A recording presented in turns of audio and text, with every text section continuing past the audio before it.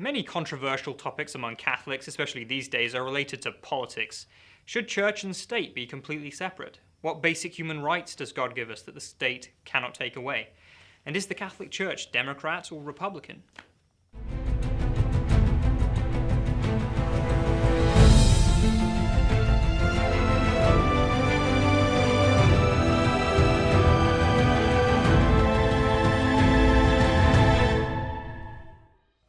The social doctrine of the Catholic Church cannot really be boxed into one particular political party, and not every issue is black and white. Most topics have a little grey area.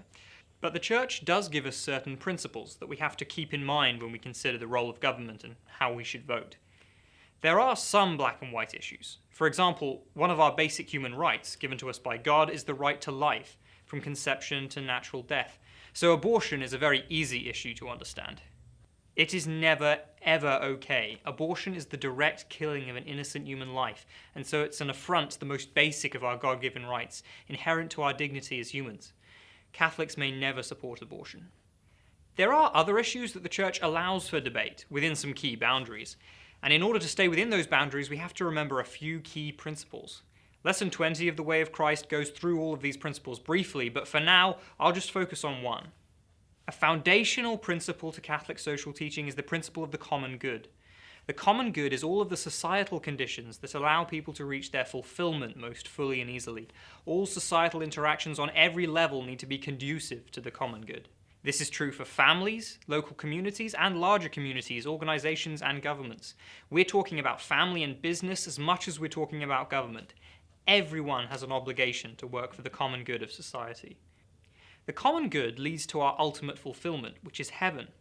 So many things the Church does are directly ordered to the common good. The ultimate common good is the communal sharing of the ultimate good itself, union with God in heaven. Catholics should oppose any societal initiatives that might inhibit people from building virtue and getting closer to heaven, because those initiatives are in opposition to the common good. Here's a good way to think about it. The common good is less about the particular goods we share in common, like a state park, and more about the one good that is infinitely shareable, union with God. So it's easy to see why Catholics should oppose strict and total separation of church and state. The church and state both exist for the same purpose, or they're supposed to. They just have a different set of tools and maybe a different focus. While the church has the efficacious grace of the sacraments, the state has the temporal means to allow us to live our lives uninhibited by physical danger. The entire purpose of the government consists in this: to protect human dignity and to promote the common good. I'm Bishop Joseph Strickland. Thank you so much for viewing this episode of The Way of Christ.